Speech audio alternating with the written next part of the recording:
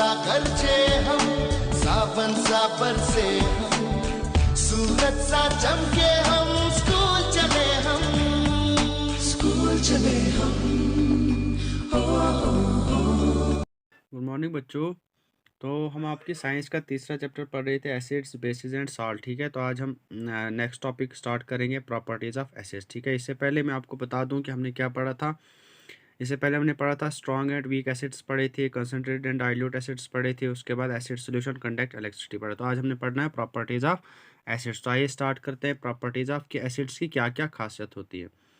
कहता है all acids weather mineral और ऑर्गेनिक, जितने भी एसिड्स हैं चाहे वो मिनरल एसिड हो या ऑर्गेनिक एसिड हो, show some characteristic properties which are describe low. उनमें कोई कैरेक्टरिस्टिक प्रॉपर्टीज़ होती है, कोई खासियत होती है जो इन्हें जो है नीचे दी हुई है। जैसे पहले हम पढ़ेंगे फिजिकल प्रॉपर्टीज़, उसके बाद हम पढ़ेंगे केमिकल प्रॉपर्टीज़ के बारे में एसिड्स की। तो आइए स्टार्ट करते हैं। पहले कहता है कि acids have a sour taste. सबसे पहले एसिड कैसे होते हैं, उनका टेस्ट कैसे होता है, श्योर होता है, बिल्कुल तीखा होता है। Second, acids turn blue litmus paper red. Acid, अगर हम ब्लू लिटमस पेपर को एसिड के साथ क्या करें, डिज़ोल्व करेंगे, उसके साथ मिलाएंगे, तो वो लिटमस पेपर उसका कलर कैसा होगा, रेड होगा। ठीक है, तो लिटमस पेपर के बारे में आप बताऊं कि लिटमस पेपर होता क्या है। लिटमस पेपर होता है जिसको हम ट्रीट क्या करते हैं, एक स्पेसिफिक इंडिकेटर ट्रीट करते हैं। ठीक है, कहता है कि अगर हम जो लिटमस पेपर हमारे पास है या लिटमस इंडिकेटर सोल्यूशन जो है वो टर्न रेड कब होता है, जब वो एसिटिक या मिनरल सोल्यूशन के साथ क्या होता है, वो डिज़ोल्व होता है, जब उसको हम मिलाते हैं उसके साथ। उसके बाद कहता है कि जो ब्लू इसका जो कलर होता है वो कब ब्लू होता है, जब वो अल्कलाइन सॉल्यूशन के साथ हम उसको मिलाते हैं, डिज़ोल्व करते हैं।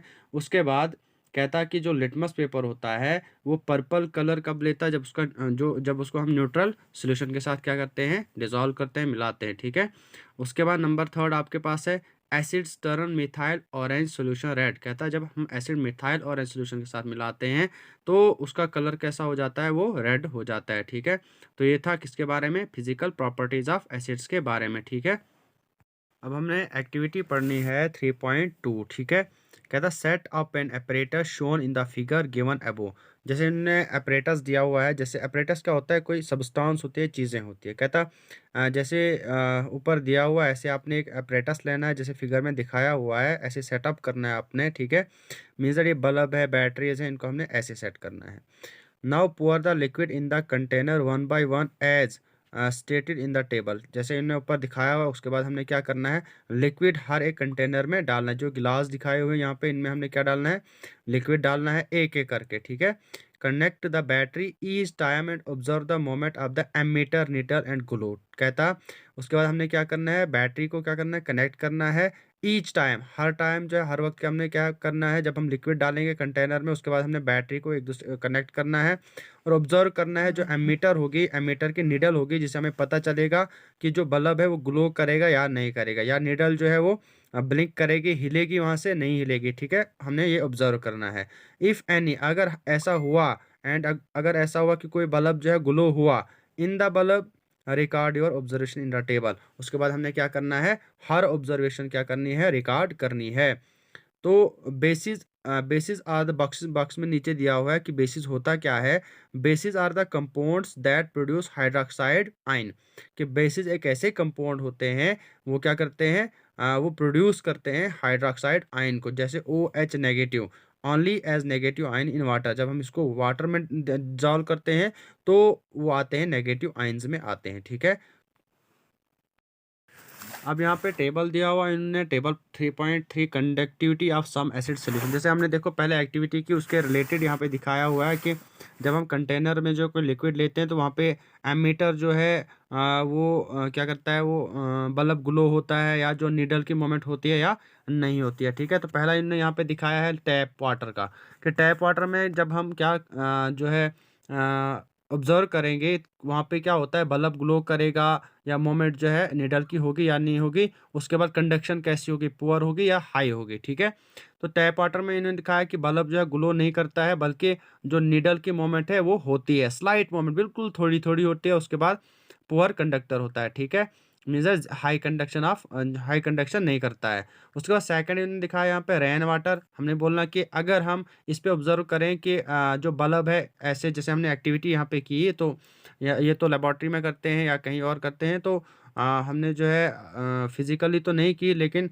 अगर हम करेंगे तो ऑब्जर्व करने के बाद क्या रेन वाटर में जो है बल्ब ग्लो करेगा, जो निडल की मूवमेंट है वो होगी या नहीं होगी, तो कंडक्शन कैसी होगी, क्या वो पुअर कंडक्टर होगा या हाई कंडक्टर होगा।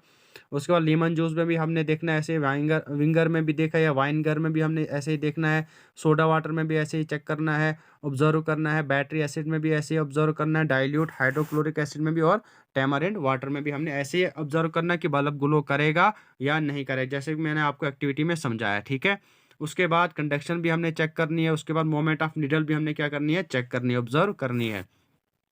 उसके बाद कहता है it is observe that whereas tap water is a very poor conductor, distilled water used for preparing injections is a non conductor. कहता कि हमने ऑब्जर्व किया कि जो टैप वाटर है वो बहुत ज़्यादा पुअर कंडक्टर है, distilled water used for preparing injections is a non conductor. कहता अगर हम डिस्टिल्ड वाटर लेते हैं जिसको हम प्रिपेयर कर मीन्स इस्तेमाल कहाँ करते हैं, इंजेक्शन को प्रिपेयर करने के लिए जो इस्तेमाल करते हैं वो क्या होता है, वो नॉन कंडक्टर होता है। All acid solution conduct electricity, जितने भी बाकी एसिड सॉल्यूशंस होते हैं वो क्या करते हैं, इलेक्ट्रिसिटी को कंडक्ट करते हैं। तो बच्चों ये था आज का टॉपिक प्रॉपर्टीज ऑफ एसिड्स के बारे में।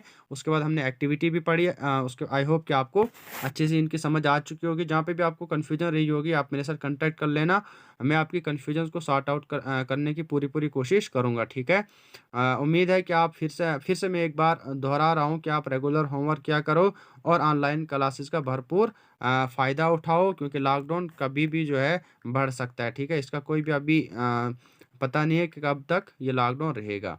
ठीक है, आई होप कि आपको अच्छे से समझ आ चुकी होगी और टीचर्स के साथ अच्छे से कंप्रोमाइज़ रखो। ठीक है, ताकि टीचर्स को भी पता चले कि बच्चों को समझ आ रही है या नहीं आ रही है। ठीक है, थैंक यू।